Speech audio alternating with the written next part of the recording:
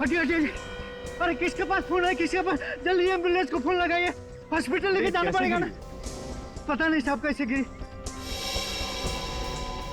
कोई फायदा नहीं है एम्बुलेंस बुलाने का, ये तो मर चुकी है। किसी ने इसके हस्बैंड को बुलाया है क्या? सुना सुना सुना सुना सुना, जिसका डर था वही हुआ, हो गई ना रोनी।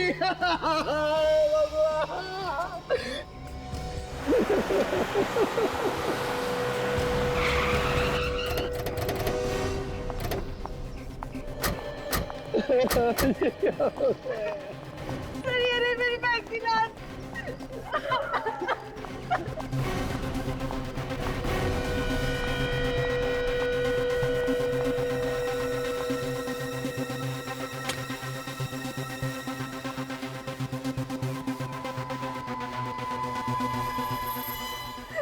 सर मेरी बहन का खून हुआ, उसकी मौत अपने आप नहीं हुई है।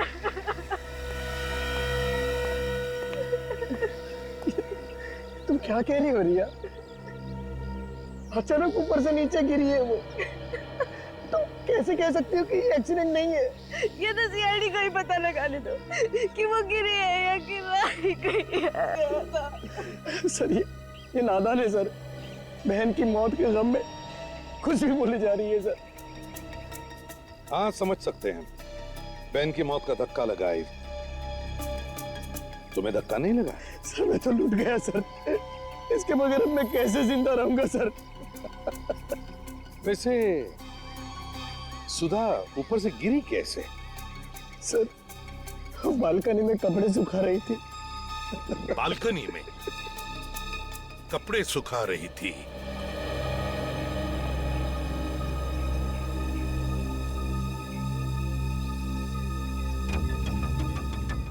सर, तो लगता है सर के बल गिरी होगी। पैर से फिसल के गिरती तो पैर टूट जाते हैं, झटके में आके गिर गई। मतलब सर जब ये नीचे गिरी, इसकी बॉडी को हवा में पलटने का मौका ही नहीं मिला होगा। 2-4 सेकंड में कैसे पलट जाएगी बॉडी? गिरते समय सिर नीचे ही था इसका। अभिजीत, मुझे तो लगता है सुधा को किसी ने धक्का दिया बालकनी से।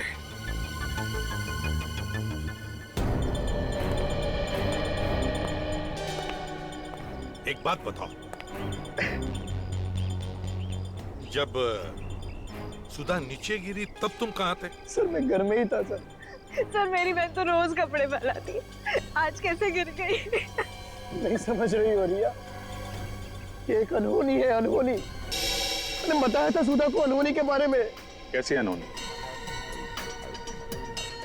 सर जिस घर में दूध उबल जाए, शीशा टूट जाए, वो घर अपशकुन होता। जिस घर में अपशकुन होते हैं उधर अनहोनी होती ही है सर। चुप रहो, बात खराब मत करो। अनहोनी अपशकुन ऐसा कुछ नहीं होता, समझे? सर जो सच है वो तो सच ही है ना, शायद आप लोगों को मालूम नहीं है सर, एक बहुत बड़ी अनहोनी है सर। अपशकुन का नाम लेके तुम लोग बीवियों को ऊपर पहुंचाते रहोगे और हम लोग खड़े तमाशा देखते रहेंगे, हैं? सर, हद है। ये लड़की अकेली नहीं गिरी है, साथ में कुछ लेकर गिरी है। ये कपड़े का टुकड़ा फंसा हुआ था हाथ में, शायद किसी चीज को पकड़ने की कोशिश की होगी इसने। और सर इसके नाखूनों में खाल फंसी हुई है। दिखाओ जरा। ये देखिए।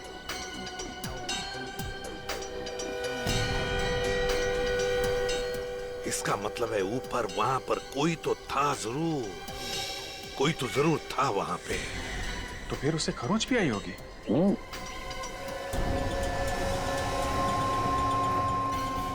अपना हाथ दिखाओ, हाथ दिखाओ, हाथ दिखाओ, वहां दिखाओ।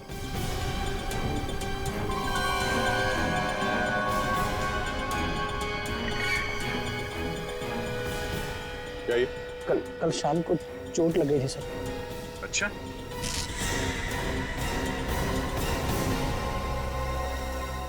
चोट लगी थी या अपनी बीवी के नाखून लगे थे? ऊपर से धक्का दे दिया उसे। मैं अपनी बीवी को क्यों मारूंगा सर? सर उनके आपस में रोज झगड़े होते थे। आग में घी डालना बंद कर। सर सर पति पत्नी के झगड़े तो हर घर में होते हैं सर। इसका मतलब ये तो नहीं कि हर आदमी खून कर देगा। इसे पहचानते हो? सर ये तो सुधा दीदी के जैकेट का कपड़ा है। ये इसका नहीं है? नहीं सर। तुम्हारा नहीं है? अगर ये सुधा दीदी के जैकेट का टुकड़ा है कपड़े का, तो फिर वो उसी के हाथ में कहां से आया? कैसे आया सुधा के हाथ में? क्यों? सर मुझे नहीं पता है सर। हाँ अविक, सर वो जैकेट इन कपड़ों में नहीं है। ओ जैकेट कपड़ों में नहीं है सर। शायद ऊपर कहीं फंस गई हो। अगर ऊपर फंस गई है तो चलो ऊपर चल के इनका घर भी देखते हैं, और वो बालकनी जहां से बेचारी सुधा नीचे गिर गई।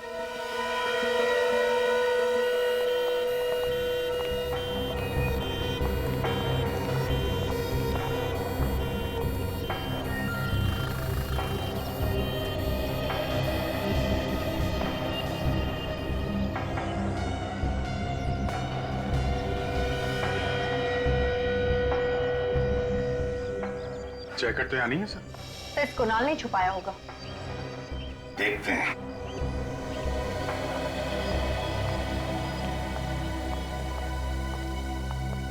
हाँ तो कुणाल, सुधा की जैकेट कहाँ है? सर मुझे सच में नहीं पता है सर। पता नहीं है? देख, ढूंढो जरा घर में अच्छी तरह से, देखो कहां पर है जैकेट।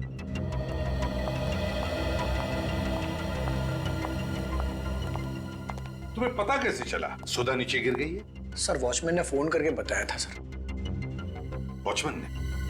Yes sir. वॉचमैन इधर आओ। जी साहब। तुमने सुधा मैडम को नीचे गिरते हुए देखा? गिरते हुए नहीं देखा साहब, चीख सुनाई पड़ी, भाग के जाकर देखा तो गिरी पड़ी थी। उस समय बालकनी में कोई था? किसी को देखा तुमने? ये कुणाल साहब? नहीं साहब, मैंने किसी को नहीं देखा। हाँ, कहीं भी नहीं सर वो जैकेट। जैकेट नहीं है? बड़ी अजीब बात है। बालकनी में भी जैकेट नहीं, घर के अंदर भी जैकेट नहीं, सुधा जहां पर गिर पड़ी है वहां पर भी नहीं, बल्कि उस जैकेट का फटा हुआ टुकड़ा उसके हाथ में है। तो फिर ये जैकेट गई तो गई कहां? सर, हमने सुधा की लाश को फॉरेंसिक लैब में भेज दिया है और उसके नाखूनों में जो खाल मिली थी उसका सैंपल भी भेज दिया सर।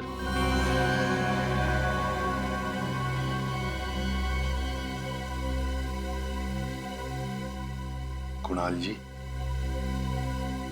फॉरेंसिक की रिपोर्ट आने के बाद तो तुम्हारी मुश्किलें और भी बढ़ेंगी।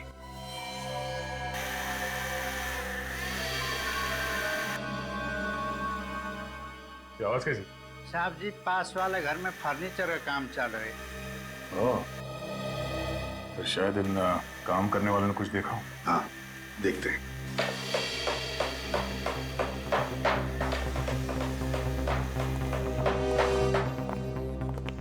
क्या हुआ साहब? आसपास तुम्हारे इतना कुछ हुआ है, तुम्हें पता है भी या नहीं? साहब, शाम तक काम खत्म करके देना है, तो बाहर क्या हो रहा है बिल्कुल ध्यान नहीं। बाजू के घर में जो औरत रहती थी उसका किसी ने खून कर दिया है। कैसे हो गया खून साहब? बालकनी से धक्का दिया है किसी ने उसे। तुम लोगों ने देखा है किसी को धक्का मारते? नहीं साहब, हम लोग तो अंदर ही काम कर रहे थे, बाहर क्या हो रहा है पता ही नहीं। तुम में से किसी ने कुछ देखा? नहीं सर, हमने नहीं देखा। क्या तुम्हारे अलावा और भी कोई था तुम्हारे साथ काम करने वाला? सर, आज तो हम ही लोग काम कर रहे हैं, वैसे एक लड़का और था, हमने उसे भगा दिया। भगा दिया? क्यों? फालतू था सर, किसी भी काम का नहीं था वो। हाँ, कौन वो? सर वो भोलू का भाई था सर। बोलो कौन है? साहब, वो हमारे साथ ही काम करता है। आज उसकी तबीयत खराब थी तो उसने अपने भाई को भेज दिया। सर कोई भी काम ठीक से नहीं करता था वो, बोलते कुछ और थे और करता कुछ और था। मतलब? अरे साहब, इस दीवार पे छेद करने को बोला था उसको और इस दीवार पे छेद कर दिया उसने। जी सर। हाँ।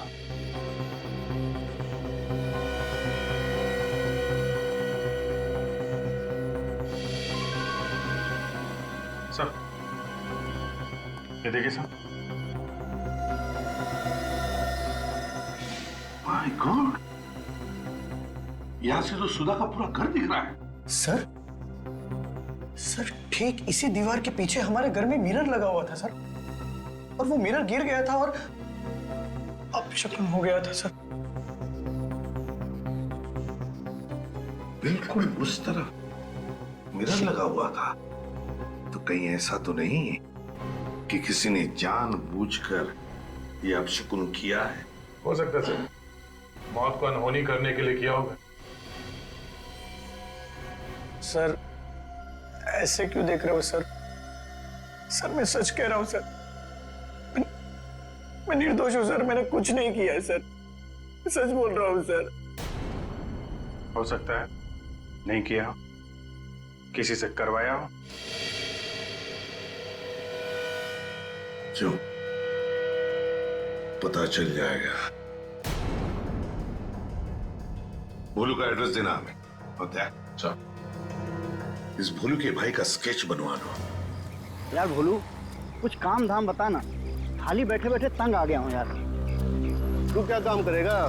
तुझे तो कुछ आता ही नहीं है यार। यार भोलू वो जो तू लकड़ी का काम करता है उसी में मुझे अपने साथ रख ले। नहीं भैया नहीं, वो काम तुझसे नहीं होगा। लकड़ी के काम में बहुत बारीकी से काम करना पड़ता है। अगर मैं अभी भी सीखना चाहूँ तो सीख सकता हूँ ना? देखो भाई वैसे तो सीखने की कोई उम्र होती नहीं है।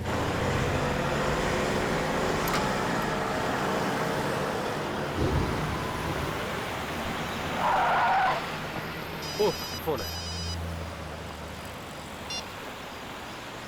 हाँ साहब नमस्ते, भोलू बोल रहा हूँ साहब। हाँ साहब कल आ जाएगा आपका सामान। हाँ आपके घर पे छोड़ के आऊँगा साहब। जी साहब। हाँ साहब।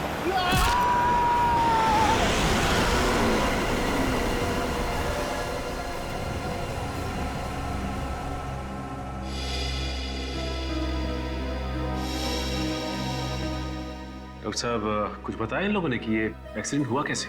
नहीं सर, इन्होंने हॉस्पिटल आने से पहले ही दम तोड़ दिया था। शायद वो लड़का जानता है, यही लेके आए थे नहीं यहाँ पे। ये आपको पता है कि ये एक्सीडेंट हुआ कैसे? ये एक्सीडेंट नहीं है सर, इन्हें तो जानबूझ के उड़ाया किसी ने। पीछे से गाड़ी आई और सीधे उड़ा के निकल गई।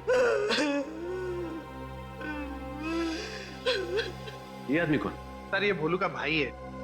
भोलू का भाई?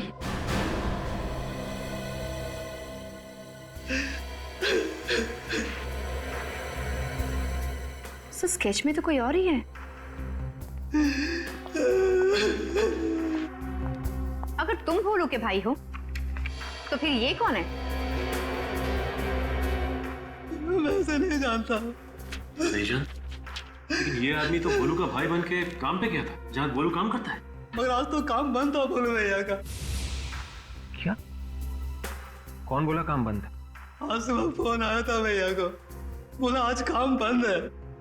मतलब भोलू की तबीयत कुछ खराब नहीं थी, उसे काम पे आने से किसी ने मना किया था। सर ये सब खूनी की प्लानिंग होगी, उसी ने भोलू को मना किया होगा। अच्छा इस भोलू का मोबाइल कहाँ है? हॉस्पिटल के ऑफिस में जमा है। काजल एक काम कर, पता करो कि भोलू को किसने फोन किया और कहां से। सब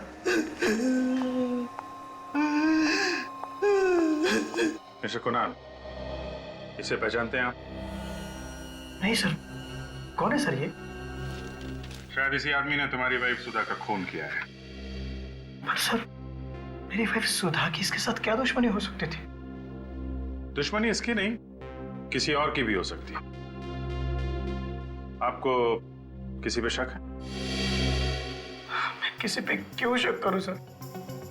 मेरी बीवी काम ही ऐसे करती थी, मना करने के बावजूद भी अपशगुनों वाले काम किया करती थी। ये लो सर, फिर शुरू हो गया ये व्याख्यान देना बंद करो। अंधविश्वास पे भरोसा करना बेवकूफी होती है। तो सर आप ही बताइए सर, कैसे मरी मेरी बीवी? चलो। सर जिस नंबर से भोलू को फोन आया था उसका पता चल गया है। कहाँ का? श्रेया फार्मास्यूटिकल्स का। ओके ठीक है। Mister Kunal. Yes sir. Shreya pharmaceutical का नाम सुना आपने?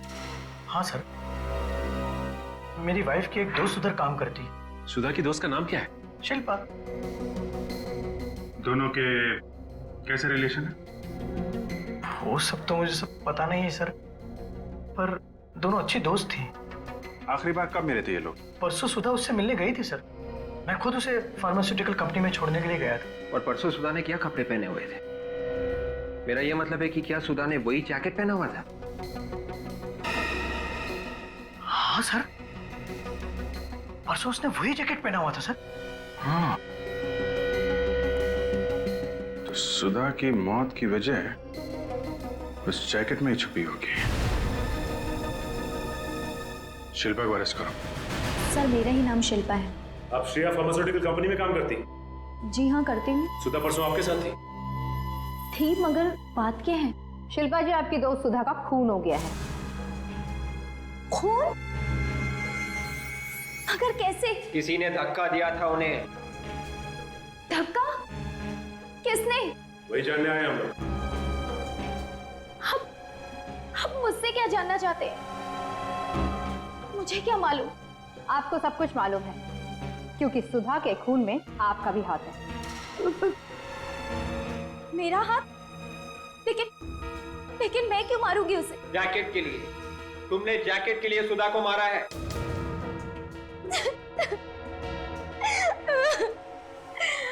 आप लोग क्या बोल रहे हैं? मुझे कुछ भी समझ में नहीं आ रहा। कौन सी जैकेट, कैसी जैकेट? शिल्पा जी, हम उसी जैकेट की बात कर रहे हैं जिसे पहन के सुधा 2 दिन पहले आपसे मिलने आई थी। याद कीजिए।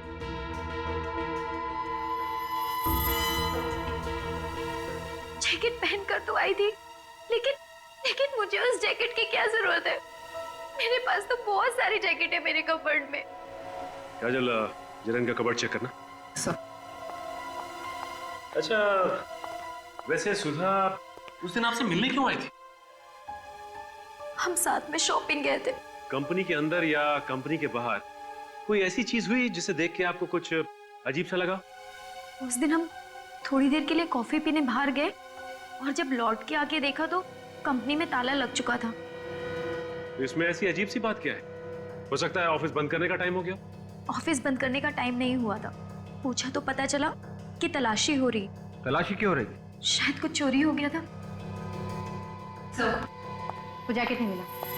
जब आप दोनों कॉफी पीने गए थे तो उस वक्त सुधा ने वो जैकेट पहन रखी थी? नहीं सर, जैकेट तो अंदर ही रखी थी ऑफिस में, चेयर पे। मतलब जब ऑफिस में चोरी हुई थी तो चोर ने वो चोरी का सामान निकालकर उस जैकेट में डाल दिया। मगर सर, ऐसी क्या चीज हो सकती है उसमें जिसे हासिल करने के लिए सुधा का खून कर दिया किसी ने? काजल, कुछ ना कुछ तो है जो बहुत इंपॉर्टेंट था और वो अभी उस जैकेट में छुपा हुआ है।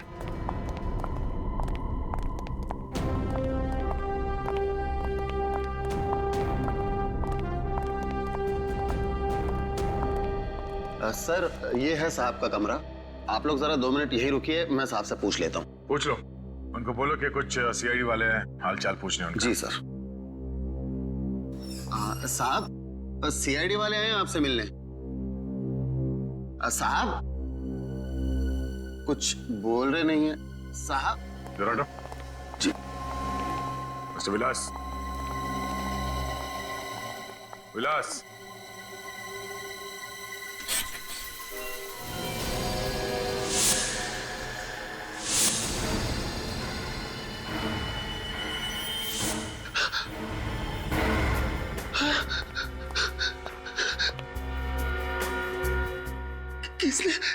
किसने मार डाला मेरे साहब को? तुम तो यहीं पे थे ना? हाँ?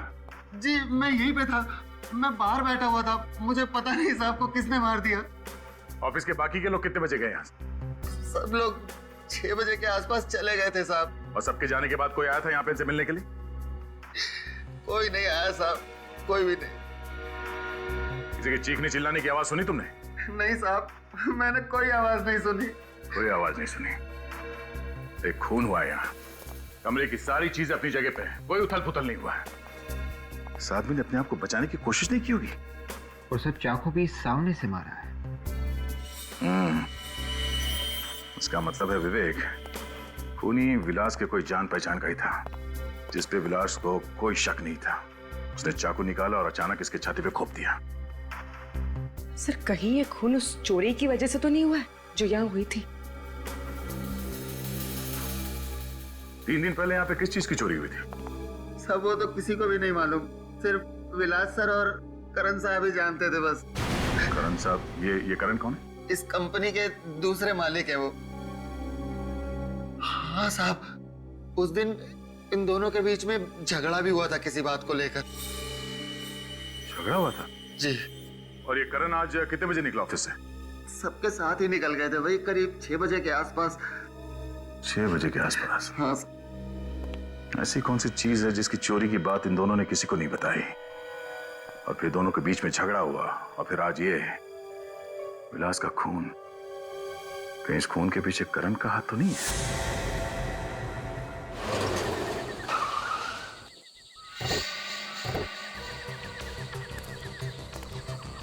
लगता है घर में कोई नहीं है, चारों तरफ अंधेरा है। फिर वहां पे कोई है?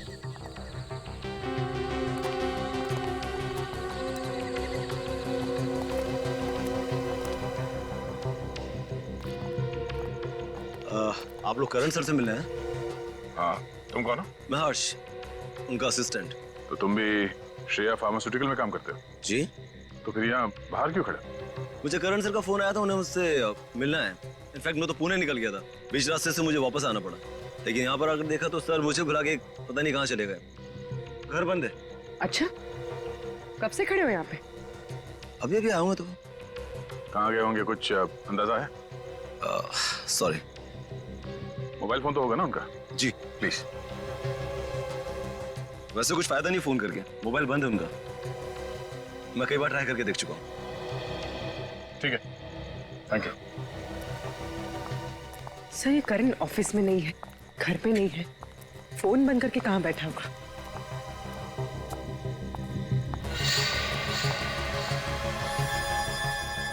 अगर ये पुणे से 60-70 किलोमीटर गाड़ी चला के लाया है तो गाड़ी गर्म होनी चाहिए थी, मगर कार का बॉनेट तो ठंडा है। झूठ बोल रही है, मामला कुछ और ही है। सर, इस करण का फोन बंद आ रहा है। ठीक है, कोई बात नहीं, फिर कभी आके मिल लेंगे। चलो बैठो।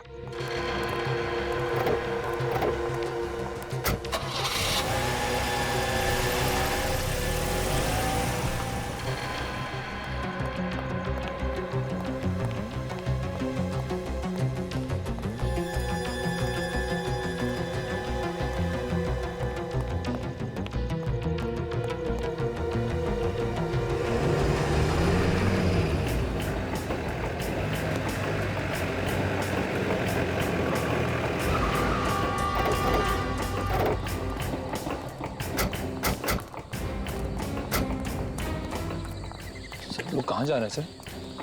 फिर तुम्हें मेरी तरह बनना है तो हालात और मौका देके मुंह खोला करो।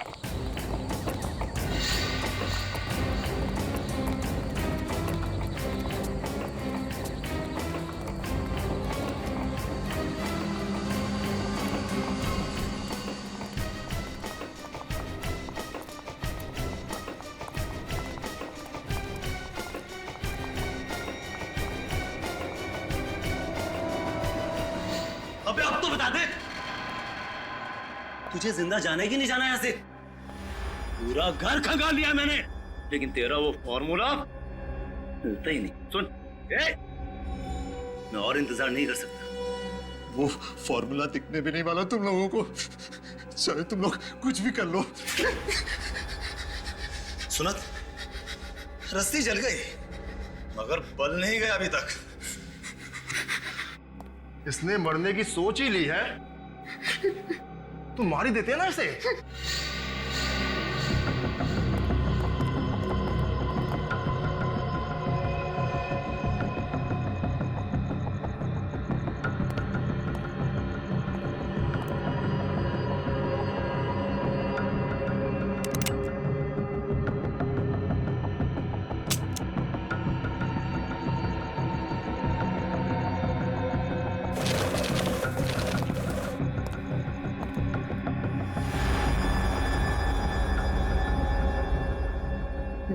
मैं मर जाऊंगा ना तो भी तुम्हें कुछ नहीं मिलेगा।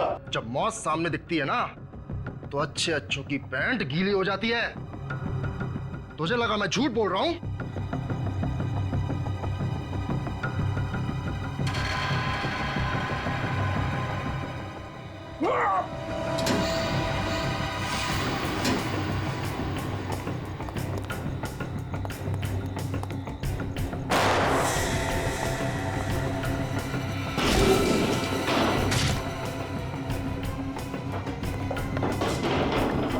CID CID?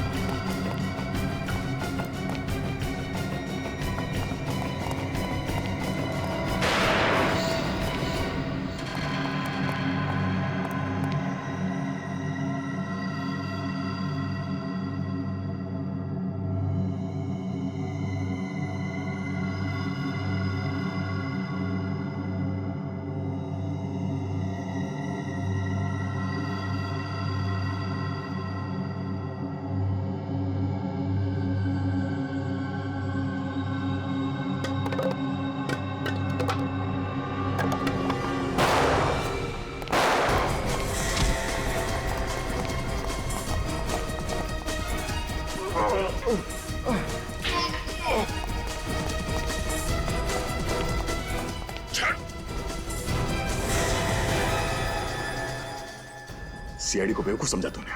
सर इन लोगों को छोड़ना मत। सर ये लोग लाखों लोगों की जान लेना चाहते हैं।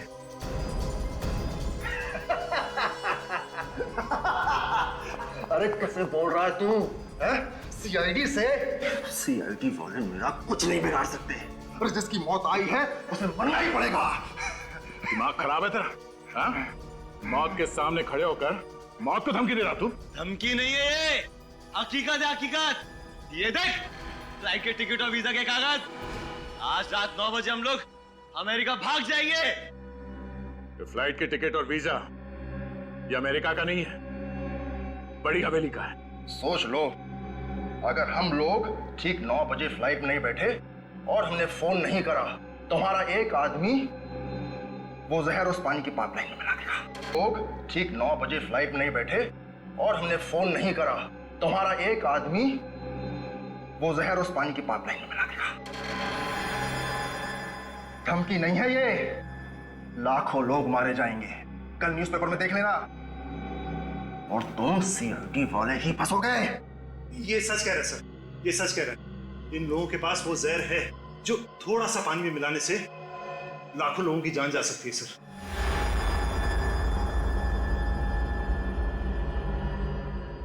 मगर सर ऐसा कोई जहर बना ही नहीं है। ये गलती मुझसे ही हो गई थी, मैंने ही वो जहर बनाया सर। मगर तुमने वो जहर बनाया क्यों? सर बनाना तो नहीं चाहता था मगर बन गया। लेकिन उसके बाद मैंने वो जहर डिस्ट्रॉय करने की बहुत कोशिश की, लेकिन विलास ने मुझे रोक दिया। विलास ने क्यों रोका आपको? सर क्योंकि विलास चाहता था कि हम उस जहर पर और रिसर्च करें। वो चाहता था कि उसे और मात्रा में बनाकर हम मार्केट में उतारें, लेकिन मैंने ऐसा करने से मना कर दिया सर। तो फिर वो जहर इनके पास पहुंचा कैसे? सर ये लोगों ने वो जहर हमारे लैब से चुराया। ये राम कहानी बंद करो और हमें एयरपोर्ट छोड़ने का इंतजाम करो। 7:15 बज चुके हैं। अब लोगों को बचाने के लिए तुम्हारे पास सिर्फ 45 मिनट ही बाकी हैं। तू यहाँ क्या खड़ा है? जा, फॉर्मूला लेकर आ।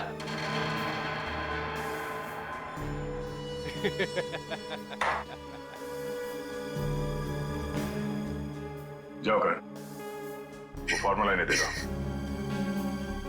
अगर फॉर्मूला इनके हाथ लग गया तो ये लोग उसका गलत इस्तेमाल करेंगे। चाहे कुछ भी हो जाए, लाखों लोगों की जान बचाना हमारा फर्ज है। जी सर। और विवेक, तुम यहीं करण के साथ रहो, तब तक मैं इन्हें एयरपोर्ट छोड़ दूं। मगर सर हम इन लोगों पर यकीन कैसे करें? फ्लाइट में बैठने के बाद भी अगर इन लोगों ने उस आदमी को फोन नहीं किया तो वो तो पानी में जहर मिला देगा। यकीन करने के अलावा तुम्हारे पास और कोई दूसरा रास्ता भी नहीं है।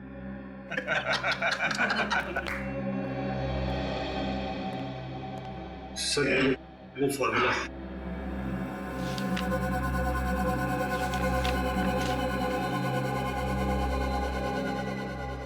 इंस्पेक्टर, ये गन यहां पर रख दो। अब इसकी ना तुम्हें जरूरत है ना हमें।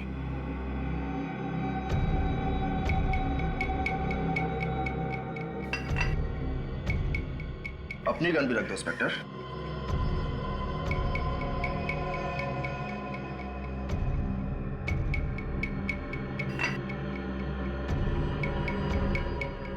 चले।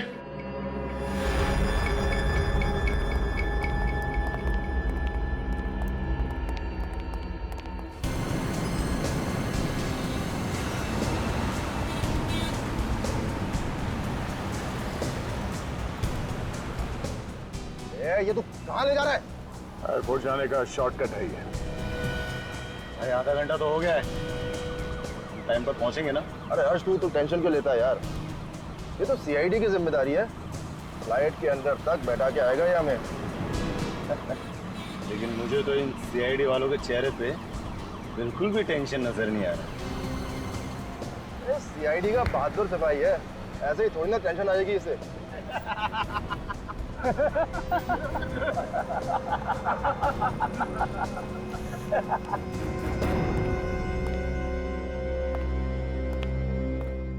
करण जी, आपने उस आदमी को देखा है जो पानी में जहर मिलाने वाला है?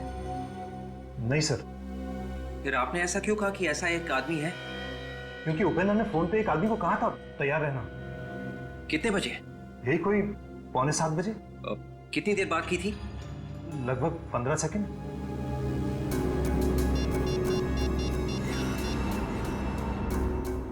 हेलो, हाँ देखिए, मैं सीआईडी से बात कर रहा हूँ। एक इमरजेंसी है, प्लीज आपकी मदद चाहिए।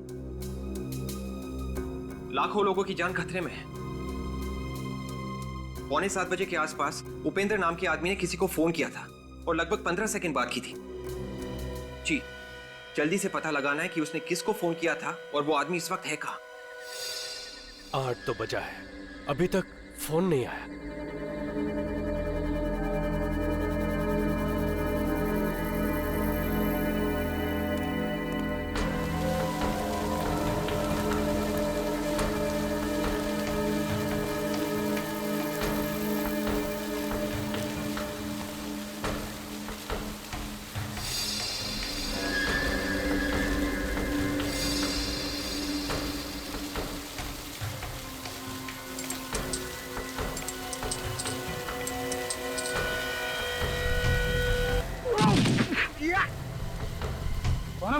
फरिश्ते। अरे फरिश्ते तो लोगों को ऊपर लेकर जाते हैं, तू तो आज खुद मौत के मुंह में फंस गया।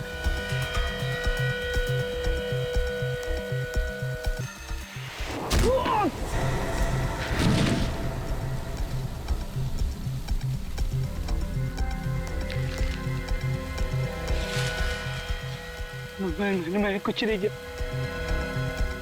मैं कुछ नहीं किया।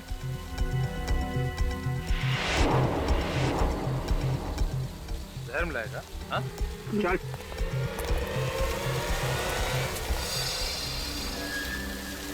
अरे 8 बज गए, 8 कहाँ पे घुमा रहा है मैं? तू तुम्हें क्या लगा कि मैं तुम लोगों को एयरपोर्ट लेके जा रहा हूँ अमेरिका जाने के लिए? हाँ?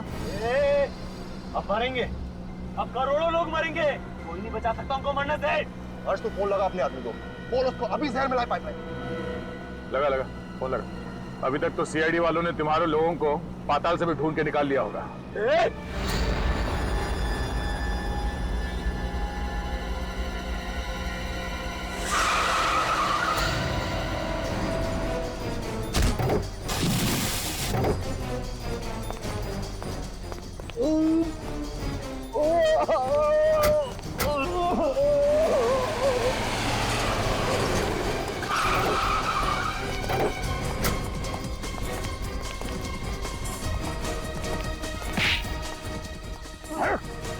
लाखों लोगों को मारेगा तू, लाखों लोगों की जान लेगा तू। हाँ? किसी की जान लेना इतना आसान है?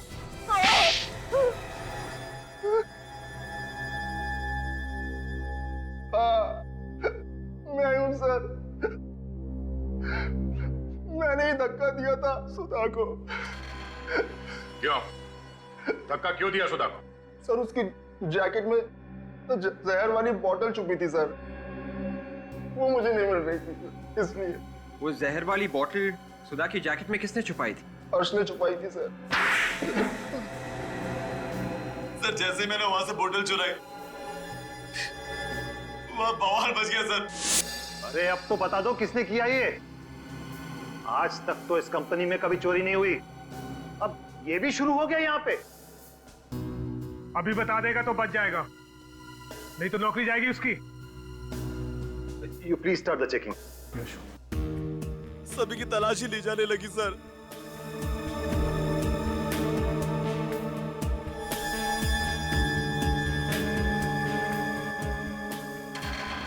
और मैंने वहां पर सुधा की जैकेट देखी।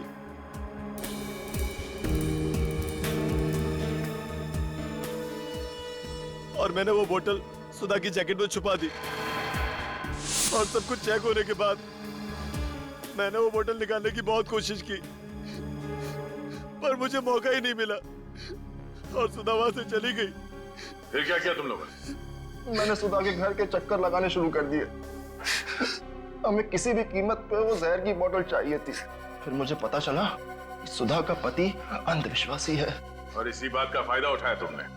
भोलू को फोन करके बोला कि काम पे मत आ, और उसका भाई बन के वहां पास वाले फ्लैट में गए काम करने। हाँ? और सुधा के घर में शीशा गिरा दिया।